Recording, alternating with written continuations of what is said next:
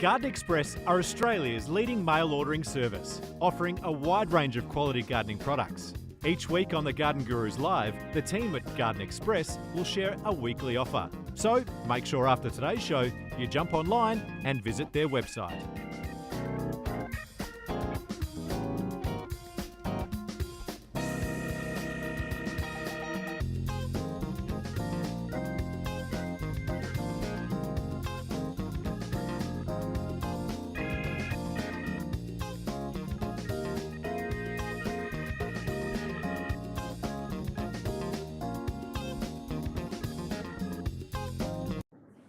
Well, good morning. Hello. Welcome to the Garden Gurus Live. I'm Trevor.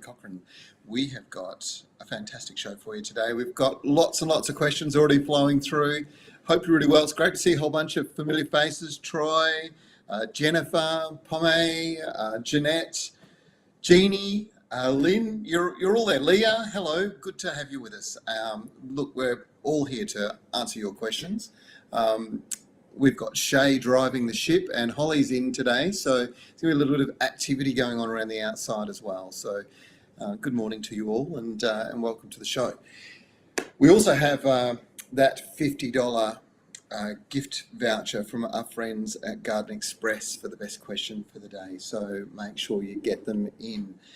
Now, I'm going to probably do something a little bit different this morning because I thought I might just start with my plant of the week. Remember, I didn't have one last week. I talked about fertilising, and it's so important now, particularly in my garden. We're getting soil moisture levels that are looking really good as the temperatures have dropped off. It's not exactly the same for everybody around the country, of course, because if you're in Victoria at the moment, you had a pretty darn hot last couple of weeks. And that's really, I think, all this hot weather that we've been experiencing in the west moving east. At the moment, we're getting influenced on the west coast by monsoons in the north. So there's a couple of very big potential cyclones brewing up there, and they tend to send a lot more water our way as well. Of course, in the middle of the country, it's flooded. So classic Australia, so much variety. Now, the reason for bringing that up, of course, is that when you ask your questions, please tell me where you are from, because it really helps an awful lot. I did mention that I'm going to go straight into my plant of the week, and this is it. Did you see the photograph that Shay very kindly took of me? Have you ever seen anything as weird as that? Right? That is a very unusual plant. Now, believe it or not, it's a type of cucumber. It's known as the African horned melon, and it literally is a melon. I'll show you what I mean by cucumber, though, because once you actually cut into it, and because Holly's the new kid on the block here, she's actually going to have to try it as well, and then we'll see what sort of look we get on her face. But that's what it looks like on the inside. And so that's the outside, that's the inside. And you can see how it can be called a cucumber. It is very cucumbery. It's got an amazing cucumber flavour, so we're going to hear a gasp or something in a second. And what does it taste like? Tastes like cucumber, right? Well, I don't like cucumber, but I don't mind that. So it's not bad. So it's a really interesting flavour. It is a very rich cucumbery flavour, very juicy. The place that I've seen it used the most is actually in cocktail bars. So it gets used for quite a few different cocktails just for that unusual flavour. It's so easy to grow, but now's not the time to be planting it. So now's the time to be harvesting the seed. So if you've got a friend who's got some, then ask for one of the fruit. As they get older, they turn bright orange, by the way. At that point, the flavour on the inside's all gone. It's all seed and quite hard seed. So that probably just gives you a little bit of background. But the African horned melon, it's one that you actually plant in September. So collect the seed now. You can buy it online, and it's available also through the seed stands. I noticed that one of the spin-offs of Mr. Fothergill's seeds, I can't think of what they call themselves, but in my local Bunnings store was actually selling it as well. So you can buy the seed. It is very different. But if you love cucumber, then that's the plant that you want to get your hands on. It is actually quite a different, interesting sort of plant. Now, we've got a lot of questions flowing through, so I think I better move into it. And then a little bit further into the show, I've got a great offer from the guys at Garden Express, who are all busy, by the way, building gardens, building their display garden at the Melbourne International Flower and Garden Show. Everybody's kind of moved in and it's all happening. And I've got some really exciting news for you. I'll share. It'll be the first time anybody has discovered what we're up to, but we've got something very special happening this week with the Garden Gurus. All right, let's fly into things. Jeannie Napier. Hello, Jeannie. You're in Beachborough. That's over here in Western Australia. Let's have a look at this photograph you've sent through. Why are some of your oranges splitting like this now? There we go. Because you see what's going on there. Two things. It's really amazing. That can occur when oranges are stressed, right? So what happens is they dry out early in the season, the soil, and then you start applying more irrigation. And what happens is when the fruit is set from the flower, basically as soon as the flower is set, it's determined how big that fruit's going to get. So it says, okay, it's only going to get that big. And it's all based on the plant calculating the amount of moisture that's in the soil and rainfall that's occurring. What happens though, if you increase the irrigation, Jeannie, the plant will not stop taking moisture up. It'll keep taking more and more up, and it'll keep trying to stuff it into that fruit. And what happens is the fruit keeps getting bigger and bigger and bigger. And it's a bit like us. If we eat too much, eventually we're probably going to pop open. And that's exactly what's happened here. It's split. The skin has split. So this is kind of a stress reaction to actually getting too much moisture. So I'm assuming you've been irrigating during the summer months. And the trick with citrus is to keep them moist, but not too wet, and definitely not too dry. When they start to get too dry, you'll see the leaves start to curl up like that. In this particular instance, it's the other way around. It's just too much moisture. So back the irrigation off. In fact, I wouldn't irrigate now until fruit is harvested. In fact, I wouldn't irrigate now until probably October with my citrus at home. So just there you go. Cassie Tang. Hello, Cassie. Now, you're in Templestowe, Victoria, and I did talk about Daphne, and you are a little concerned about your Daphne. Now, I mentioned that typically the old-fashioned Daphne odora had a lifespan of about 5 years. It can be longer. There's no doubt about it. They can live a lot longer. But what happens is they start getting this viral build-up in them, the old-fashioned ones, and that's where the leaves start falling off and they get a little woody, and you'll see lots and lots of sort of little growth buds, but nothing actually happening. That's a sign of it slowing down, coming to the end of its life cycle. Yours isn't in that situation. Yours actually looks like it's in a very heavily shaded spot because it's quite elongated. It looks a little bit on the dry side, so maybe there's a bit of a moisture problem there. But you know what? Keep the water up to it. When we get into a little bit more moisture into the season, into the autumn proper, maybe give it a bit of a prune and a feed. But you know what? It looks pretty good to me. I don't think you've got anything to worry about. It should be fine. Okay, let's keep rolling along. Okay, Rosalie Blackwell, we're going to Tasmania, Baghdad in Tasmania. I need some advice on my late mum's house and yard so it can be sold. All right, well, so the thing with setting gardens up to look nice and neat and clean, there's 2 or 3 things that you need to do. One is if you've got lawn, you need to make sure it's nice, neatly trimmed. That includes all of the edges and along the pathway. It's very important. The other thing is that if there's anything that's kind of overgrown, don't be scared to go in and prune it back, get it into a nice tight shape. Now, this will say to people, potential buyers, that that the garden has been cared for, that it has been maintained. And the third thing that's most important is wherever you've got pockets of fresh soil, go and buy some of those little starter plants. So the flowering plants, whether they be flowering annuals or whether they be for shade plants, things like impatiens and stuff like that, get them in so that you've got lots of colour, plus the garden kind of looks full in those spots. Mulching is always a good idea. And of course, if the lawn's not looking too good, you can oversow seed. And the other thing that's very important is to make sure you give it a feed. So a controlled release lawn food or slow release lawn food like that Troforte M that we all talk about. That will do the job. Hopefully that helps get it into a bit of shape. And, you know, I think there's a body of research done a long period of time ago, but I'm sure it's still valid. But a house, let's say it's a 3x1 house on the same street with another house that's got a beautiful garden, will fetch about 20% lower. So a garden can add up to 20% in value to your property if it's looking fantastic. So it's worth putting the effort in. And of course, I think the other thing that real estate agents talk about is first impressions and how important it is that you do look like you've got a fairly well maintained and healthy garden. So definitely get into it. A little bit of a spray of sea salt around at this time of the year doesn't hurt as well, just out of interest. Jennifer Hardy, you're in Hanley. Now that's in southwest Sydney.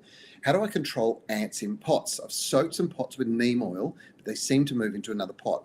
Okay, so the issue with the pots is that they're nice and dry on the inside. The ants are coming up and they're making a home inside because it is dry. Now, it shouldn't be dry because that's not good for your pot plants either.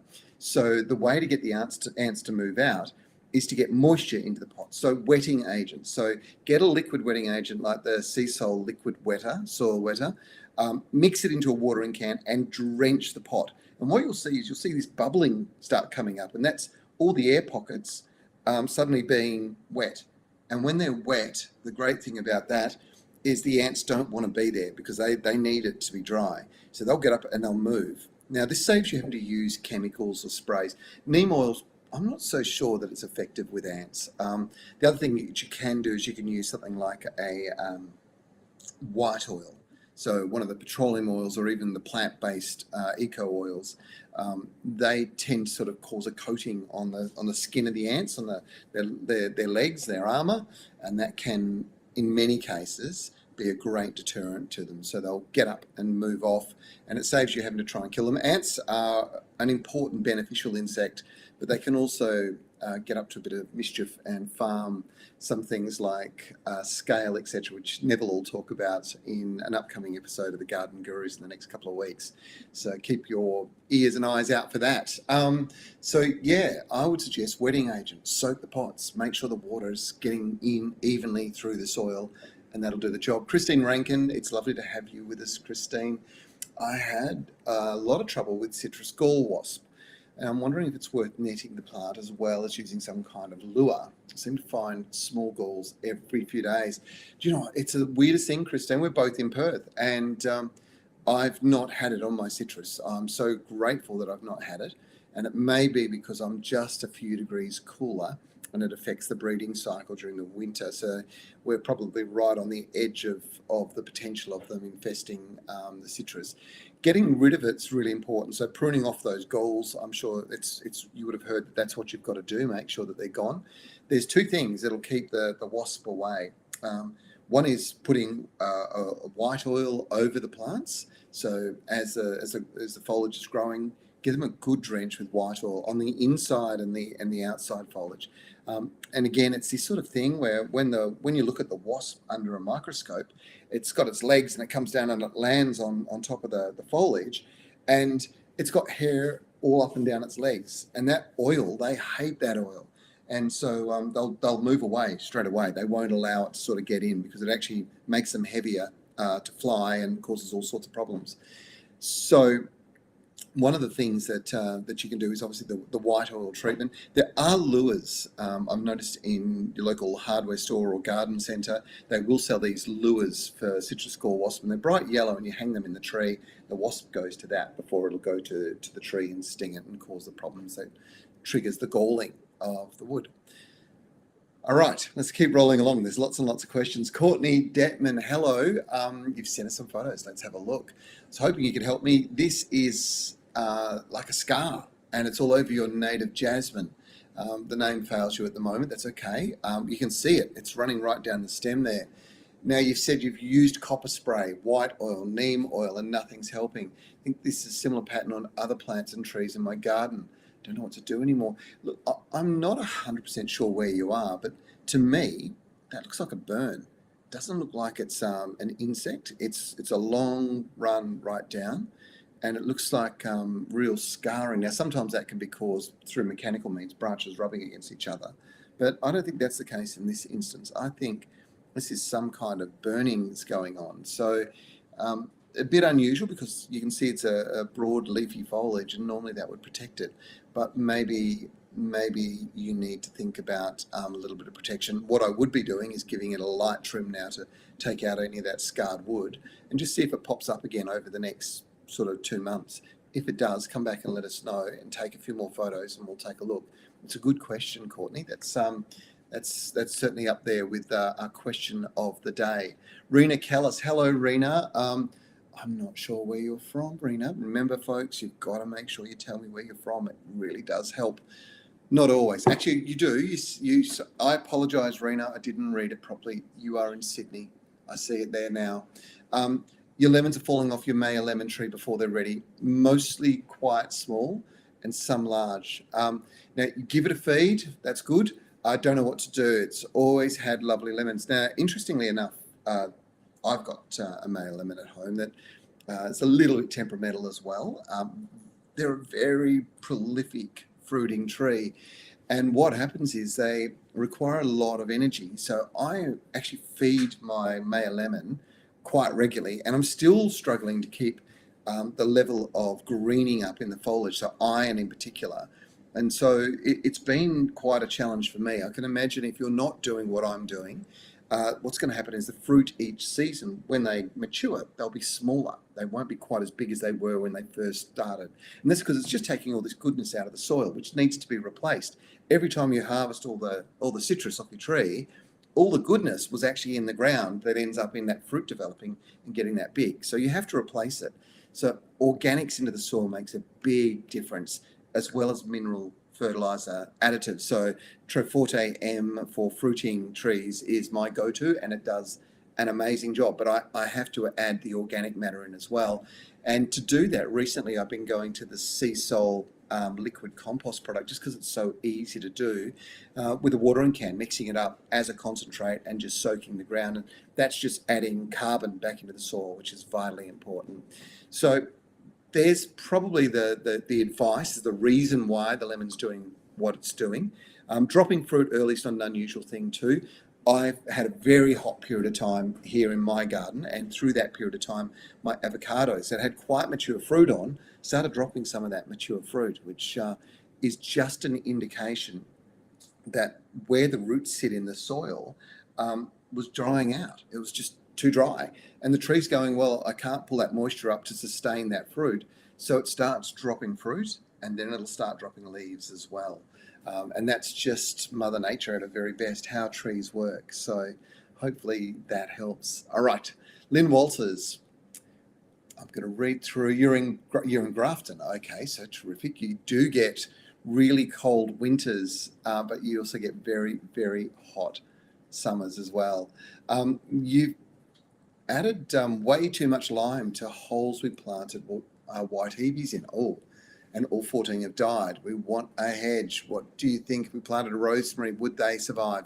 Rosemary can handle lime a lot better. It grows naturally in coastal environments, and of course loves alkaline conditions, which is what the lime is doing, and why the hebes wouldn't have liked it. The hebes also love it being quite acidic. So lime's a very important addition to a garden. There's different types of lime. I should mention that too. The reason it's important is because it's a great source of calcium. Calcium builds cellular strength in the plant and helps it get its structure and make sure the plant's nice and strong. So you do have to have lime, but don't have too much. And if you're in an alkaline environment already, go for a type of lime that's pH neutral, like gypsum. So gypsum's a good source of lime. It really will add calcium into the soil, but it won't change the pH. And that's what's happened here.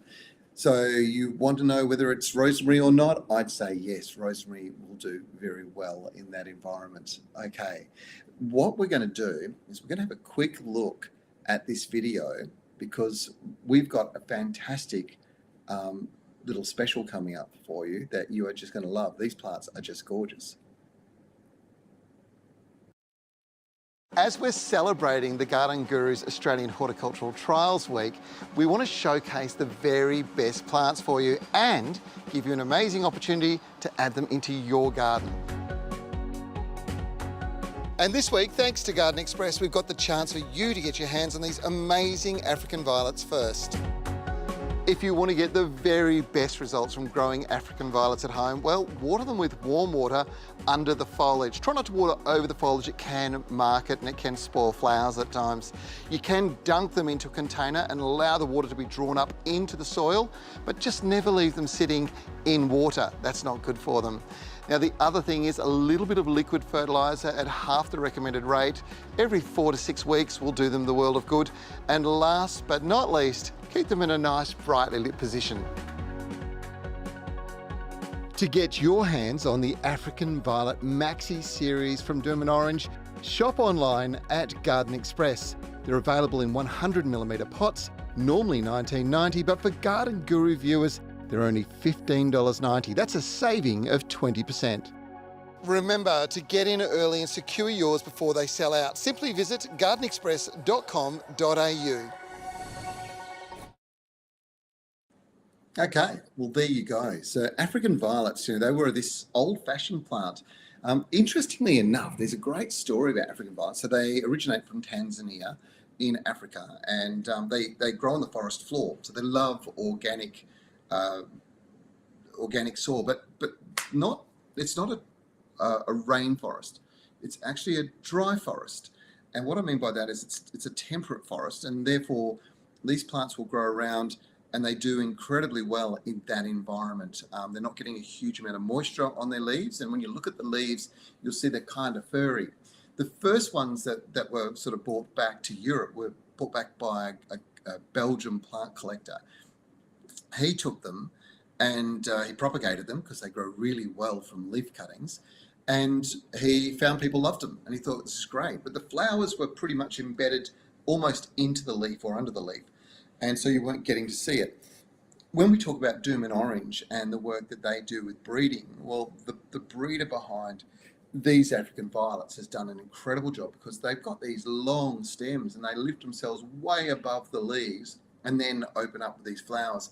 And they flower continuously. The old-fashioned varieties wouldn't flower all the time. They'd flower at certain times of the year. So this continuous flowering is actually a really cool thing, because you've always got something good going on. Now, there are some tricks with African violets. I know we've got a question coming up with a great little photograph, and I'll explain why and what you can do wrong. It's probably one of those things.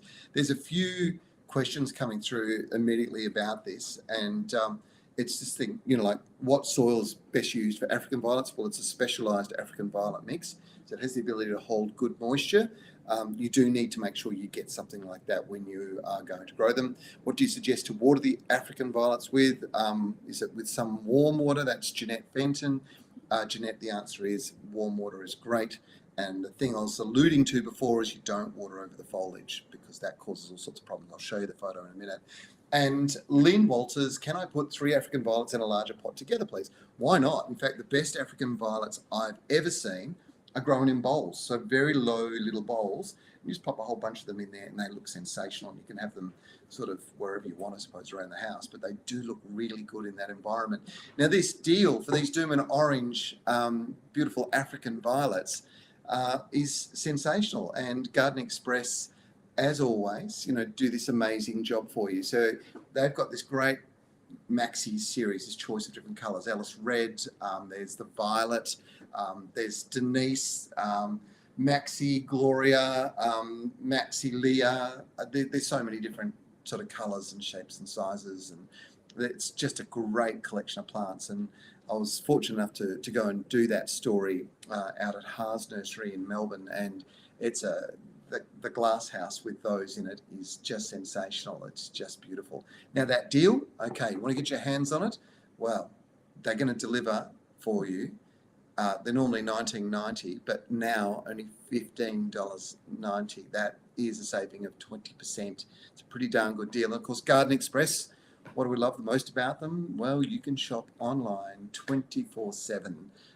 It's got no limitations. And of course, the great thing about Garden Express is they deliver direct to your door. And so African violets, get your hands on them. Listen, you guys get the first bite as well, because I know there's not a huge number of plants available. One of the big complaints is always things sell out, but this will be that little promo will be on the Garden Gurus on Saturday afternoon across the country. So get yours first, because once they're gone, and it'll take a while for them to get more stock. There's still a few more comments coming through. Liz Britton, African violet question: when they get tall and leggy, how do you best deal with an elderly plant? I'd go and cut some leaves off, get a little glass with water in it, pop the leaves in and around so the stem of the leaf is in the water, and they'll drop roots, and you'd end up with a whole bunch of new plants. So I'd suggest maybe you think about propagating them. You can do that. As they get older, sometimes they just get old and tired, and it's time to change them. But you've probably got something like a year and a half, 2 years before you'd even worry about doing anything with these ones, these Bloomin orange ones, because they are just so well bred, It's an absolute pleasure. I love the work that the breeders are doing. We call it superior genetics, and all we're doing is we're just going through naturally selecting better plants that are healthier, stronger, produce better flowers, more colours. It's all the things that makes gardening easy. Gardening shouldn't be hard, but these guys work so hard to make sure that you have success every time. So give these guys a go. They'll be really good. You'll love them. Kayleen Hardy. Okay, Boona in Queensland. You sent us some photos. Hi, Garden Gurus team. I messaged yesterday on the live about my African violets having light markings on them. I only water from the bottom. So it looks to me as if there's a pest of some sort making these markings. Try and send some photos to show you what they look like. Now, there is definitely water splash on these plants. Those leaves are the classic sign of the plant having too much water. So actually sitting in water. So when they die around the outside edges of the leaf like that, and you can see it's brown all around the outside, that is a classic sign that it's too wet. The root system's just getting saturated, and literally it'll be rotting away. The splashes, though, those little sort of marks on the left-hand side of the screen, they are definitely water splashes. I'm certain of it. So the trick that I was going to say to you with African violets, and you'll see it in the story that I do on the Garden Gurus on Saturday afternoon, is that they water them with what they call an ebb and flow system. It's a flood irrigation system where water floods in, fills up a tray with water, and then drains out over a few minutes. But in the meantime, the plant is, through capillary action, that massive soil that's sitting in the pot, it's drawing water up, and then it goes up into the pot. Of course, as all the water drains out, the water then sort of drains out of the pot as well and naturally starts to dry. But this is the perfect way to grow African violets. And it's part of the reason why I explained where they come from and how they grow and what to expect. They're not good with lots of water over the foliage. They're not good if they get saturated. Hopefully that helps. Leah Robertson, my red onions didn't form big bulbs despite growing for over 6 months. Lots of wet weather causes. It could be, Leah. It's really interesting. There's a lot of varieties of red onion these days that don't produce. They're more like a shallot than an onion, and they tend not to produce much of a bulb at all because you're using the stem as well. Now, that could be it. If it's a traditional red onion, there's probably something wrong that they're not producing decent bulbs. What I would suggest to you is water is definitely one of the things, but they should still naturally produce it. There is a fertilizer called potato manure. It's used for encouraging tubers and bulbs to grow. And that's exactly what you want with your onions. So maybe have a bit of a look for potato manure. The company that puts that version out is called David Gray. There's another one, and I think it's Searles, off the top of my head, do potato D, but it's the same thing. So it's all about encouraging root development, and particularly with onions, that's very important. So hopefully that helps. And just a little tip for you, if you ever want to grow a companion plant, particular plants together, one of the best plants to grow your onions next to are citrus. They grow really well under citrus trees. Just a little tip. Lynn Winstanley, hello Lynn. When I water my agapanthus, I get small grey moths fly out. What are they, and do they do any damage? I think you'll find that that's diamond moth. Now, you're in Claremont, I'm sure you're over here in the west, and diamond moth has been a bit of a problem. And what it's doing is it's going down, it's laying its eggs in the heart, pretty much, of the agapanthus, and then it's able to get right in there, and it can be protected itself. But of course, as soon as you water, first thing it's going to do is it's going to fly off. When the eggs hatch, they kind of do a little bit of shredding on the foliage, and so they can cause the leaves when they come out to be all kind of frizzy. It's maybe not a good word, but it's what happens, and that can be quite problematic. There are some sprays you can use, Lynn, but the easiest thing to do is to use something like eco oil, canola oil, one of those, water over the top of your plants, gets into the heart, and it'll just get rid of things like mealybug and any moth larvae that may be sitting in there as well. Let's keep rolling along. Tracy Wilson, you're in Adelaide. Hello. Can you cut a frangipani back to the stump? You can. If you have to do it, you should do it. But of course, it's all about shaping the plant. So when the new growth comes out, you want to make sure that you're selecting branches so that you get a nice shape again. I'm assuming there's a reason why you have to do it pretty hard to be able to do something like that. But of course, the things to take into account is the shape of the plant, and then ultimately, you're not going to get flower for the next 12 months or so. So yes, you can, and they're remarkably resilient plants, frangipani. Katrina Rademacher, hello Katrina. I'm going to have a look at your question. Oh, here it is. When is the best time to seed Kikuyu? And you're over here in Perth. That's a good question. Kikuyu is a very rampant grass. You can seed it pretty much any time of the year, but it's best to be done now in the autumn or in the springtime if you want to get the best results. Kikuyu can be a very, very vigorous, invasive grass. So sometimes you're better to go for some of the varieties that have been bred for more of a contained, compact sort of habit.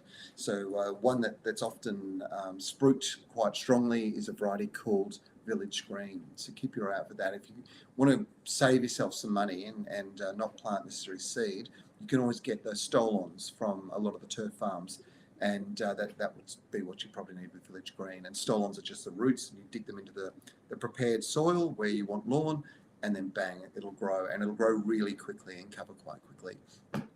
Janet Jocelyn, photo. Let's have a look. Can you identify this plant, please? Deep purple. Let's have a look.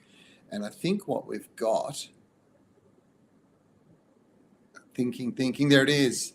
It's a type of celosia, and it's quite an unusual one. So I'm pretty sure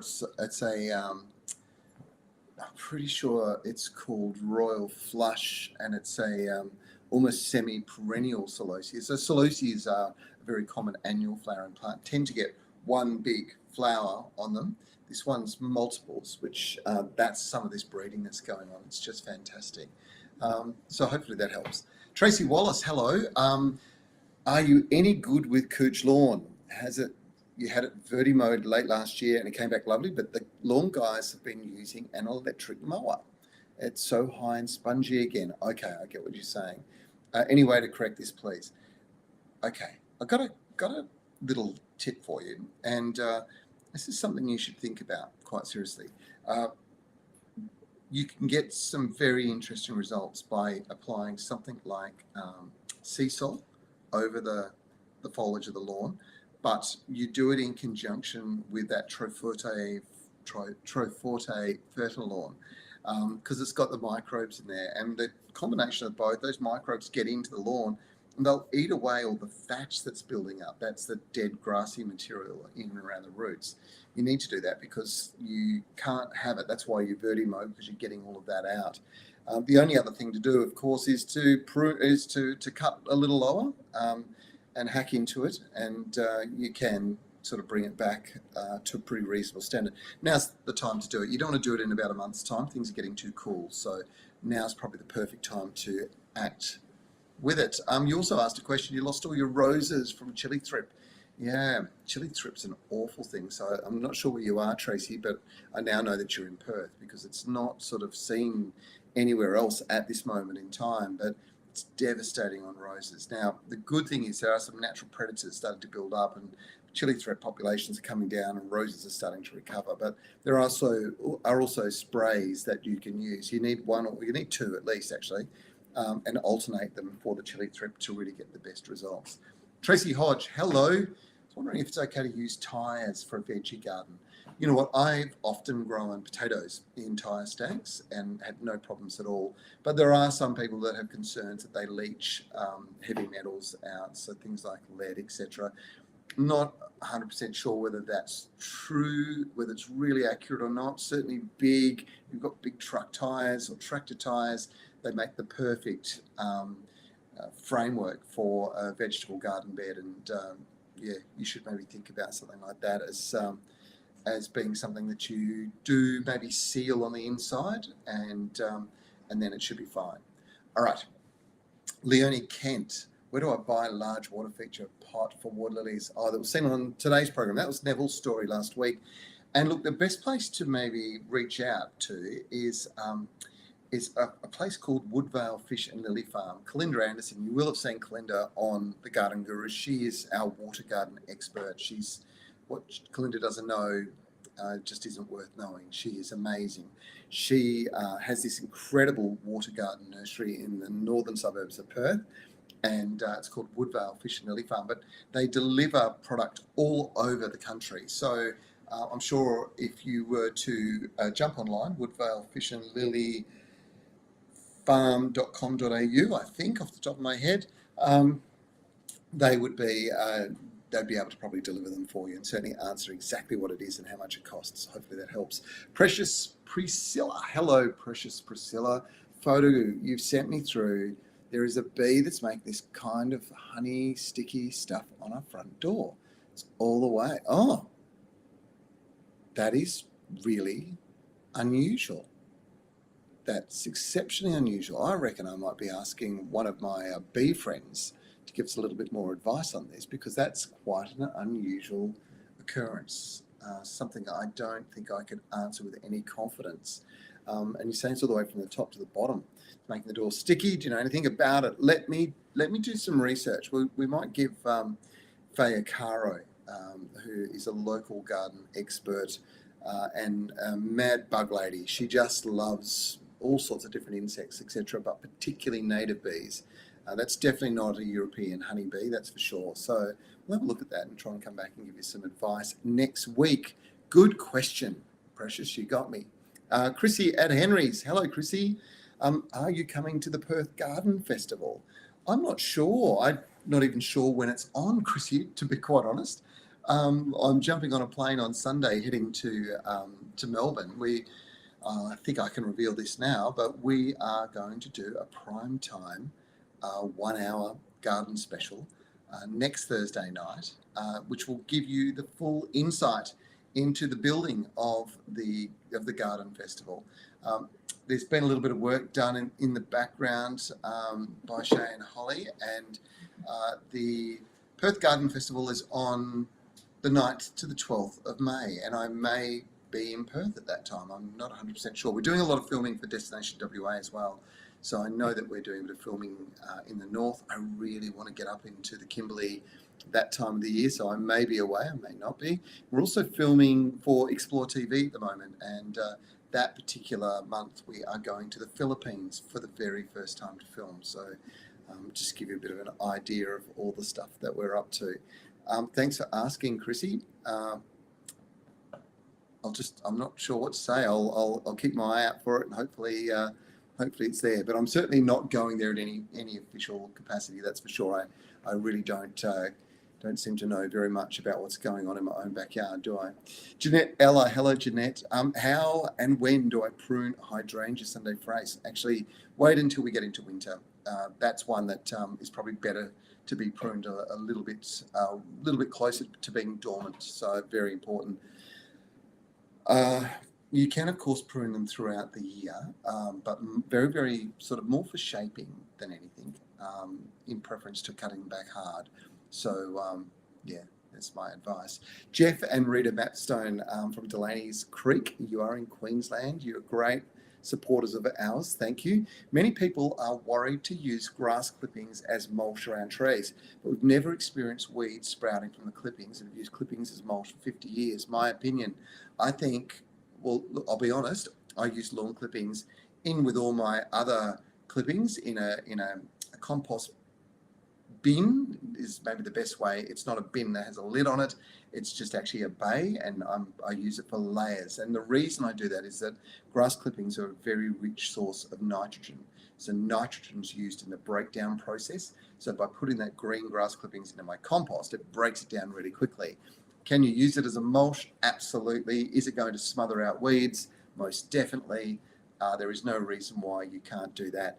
And if you do want to sort of change the colour of the grass clipping, so that's not that white sort of look like you've just piled some grass clippings around, here's a little tip for you. Heading to your local garden centre or Bunnings store, they sell this stuff called iron sulphate. Now, it's really good in correcting iron deficiencies, but when you add it over the top of grass clippings, it turns them, yes, a really dark black colour. And it does encourage them to break down a little quicker, but it does turn a nice dark colour. So you can sort of cheat it a little bit. And as a general comment, it does not hurt the plants at all because it's just adding lots of iron into the soil. So iron sulphate, you'll find it in little bags, little like 1 kilo bags in your local garden centre.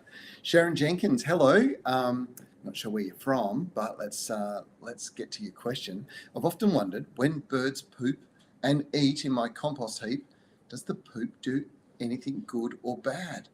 Wow, we've got to the poops sort of section of the show, haven't we? So interestingly enough, of course, the poop is manure, and it has nutrients in it, particularly nitrogen, and as it breaks down, it will break down organic matter around the outside. It will add nutrients. So adding things like chicken manure to your compost heap is a smart move. And yeah, I'm sure there's not enough birds to really make a big difference in your compost heap, but yeah, they're not going to hurt, that's for sure. It's definitely good.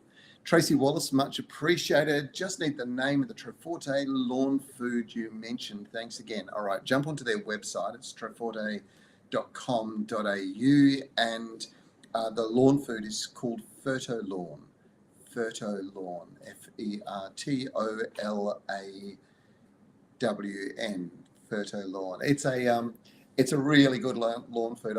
I'm actually using it extensively at home, and my lawns are looking magnificent after having really suffered through the peak of, we had, in my garden, I had 3 days in a row that were 46 degrees, which is horrendous. So yeah, you can't go wrong. Ferto Lawn is really good. Lisa Cower, you're in Ballarat. Hello, do peonies need full sun to flower? Mine get afternoon only and have never flowered. Well, peonies need to age to they need to get to a certain age, and certainly the tree peonies, the woody peonies, not the ones that are herbaceous, they sometimes might take 7 or 8 years before they'll actually flower. But once they start flowering, man, they knock your socks off. The good news is they should, well, actually, it might be bad news because you're actually getting sun in the afternoon. They should get morning sun, ideally, and some afternoon shade to protect them so they don't burn. That's the ideal scenario. If they get too much shade, they can be problematic, but as a general comment, that's fine. All right, let's keep rolling through. Susie Phillips, you're in Perth. Hello. In fact, we've got a few from Perth this week, which is great. Wanting to plant a grass tree in my backyard, and was wondering if I should buy these off Gumtree. So if you're going to get grass trees, they have to be taken, they have to be salvaged by a licensed salvager. So there's only a couple of those operating in and around the Perth metro area. And I think Grass Trees WA is probably the one that I would suggest you go to. There's so much risk buying stuff off Gumtree, and I don't want to be the one that rains on everybody's parade, but if you happen to get a plant that's diseased and you move that into your garden, you are importing a disease in. That is a risk with these sorts of plants, but not when it's a certified grower, because they have to make sure that they don't take it from areas that have, for example, Phytophthora cinnamoni, that's that Jarrah dieback that kills the forests. They don't have that. You don't want that in your garden. So my suggestion is that you only go to a licensed licensed operator, and with indoor or with any sort of plant actually off gum tree, look, be very careful is all I'm going to say. If the plant looks a little bit on the shabby side or there's something not quite right, don't bring it home because it's just going to spread disease around. Okay, we'll take a couple more from WA, then I think we're going to go to Tassie. Marcia Blake, hello. You're in Harvey, love Harvey, great part of the world. What flowers, just as a general sense, to companion plant with veggies, please? Wanting a couple of different annuals to pop up each season, to put into your raised beds, your crop plants and rotate. You're doing the right thing if you're doing that. You've already got roses, hibiscus in abundance, but you want something smaller. And look, to be quite honest, you should be companion planting things like marigolds, calendulas. They'll actually self-seed. They're very, very good at attracting bees into the garden. And that's obviously a very important thing, but also all the other beneficial insects as well. So those are my two favourite. If you want something a little bit different, borage, the herb borage has these beautiful blue flowers. And it is a sensational companion plant in certain types of situations. And to give you an example, I use borage wherever I have cucurbits. Now, cucurbits are, of course, cucumbers, but your pumpkins, all of your melons. It's a really good one to have, and it attracts bees. They love that blue flower, and then they'll pollinate your flowers, so you end up with more fruit forming on the tree. So hopefully that helps, Marcia Blake. Matthew Neglich, I got that right, Matthew. Apologies if I didn't. The juice collected over time at the bottom of a worm farm, is it safe to use in the garden? Because it sits there for a long time, sometimes has dead worms and smells. Is it not good? No. So worm juice is really good as a fertilizer. It's a lovely organic fertilizer. It'll have lots of bacteria in it. And that bacteria might be what you're smelling. You should always water it down because it can be quite concentrated. So it's generally about 10%. So 1 litre bottle of let's say it's a spray or just a bottle, you want to have 10% of that, 100 mils being the worm juice, the rest just being fresh water. That should be fairly easy. Kira McClure, hello, you're from Rollystone, getting closer to Gerald in Hobart. We're having a debate about water on a few gardening sites online. Some say water only with rainwater. Some say tap water that has been left to sit for a while to disperse chemicals. And some say tap water for houseplants. What's your opinion? Rainwater is always fantastic. And if you've got it, then use it. Tap water, as a general comment, is okay as well. It's not quite the same. Of course, the third option there is bore water. And bore water can be a rich source of minerals, but it can also, well, look, what I'm going to say to you is that the best of the whole lot is rainwater. It's always better. If you're capturing rainwater, then that's really good. I would be recommending that. Kerry, hopefully that doesn't cause too much controversy on your online gardening sites. Janet Racken, you're in Mundaring. It's up in the hills in Perth. Our front lawn is very dead. The soil is too sandy and we've given up on lawn. My husband wants to put gravel at the front and compact it so we can park. But we have a few resident quendas and I'm concerned they won't be able to dig as easy. What are your thoughts? Quendas are pretty good diggers. Your husband might end up quite frustrated with them digging up the gravel. They can do that even if it's really compacted. Look, sometimes if you don't have enough water, if you don't have the right soil and it's windy and dry and hot, it just makes sense to use a gravel mulch and not try and pour water onto a lawn that's just not going to grow. So I think it's a smart move. I think you're making all the right decisions. Okay, I think somebody's jumped the queue here on this particular question, so I'm going to have to answer it. But you might know who this person is. Shay Lee. My sister and I are planning to plant a native garden for my dad's partner in Coburn. The site's roughly 2 metres by 6 metres. It currently has grass. The soil is very sandy. Coburn is a Perth suburb that's near the coast and it's sandy. How do we prep the soil for planting natives? And do you have any plant recommendations? We're keen on only planting natives that are local to the area. Very good. So that's what we call endemic planting. So native plants is a deceptive kind of word because a lot of native plants are not necessarily indigenous to the area that you actually live in. You need plants that are used to growing in that environment. For example, native plants can include things like tree ferns from Victoria or Tasmania, or foxtail palms from Queensland.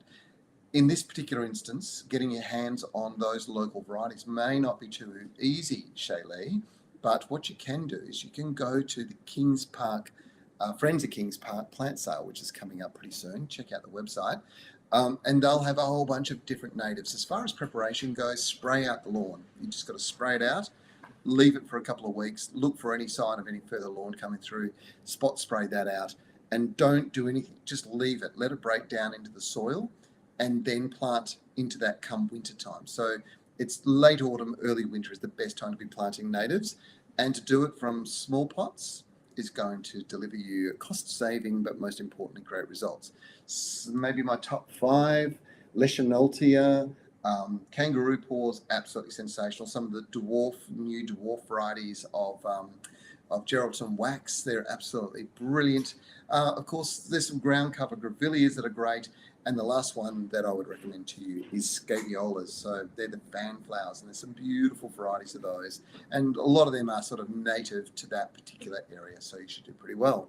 Hopefully you remembered that. Now, there's a few people saying things like, I've got this plant, trying to describe it, and then I'm unable to answer the question because I'm not quite sure what you're describing. The easiest way to be able to do that and get me to answer your question is to send me a photograph. But that's not easy as well. So we've just pulled this little video together to show you how to load up your photos when you're sending in your questions. Have you got a gardening question you'd like us to answer and you need to send us a photo? Well, simply head to our Facebook page and click on message. Type out your question and click the camera icon to take a photo in the app.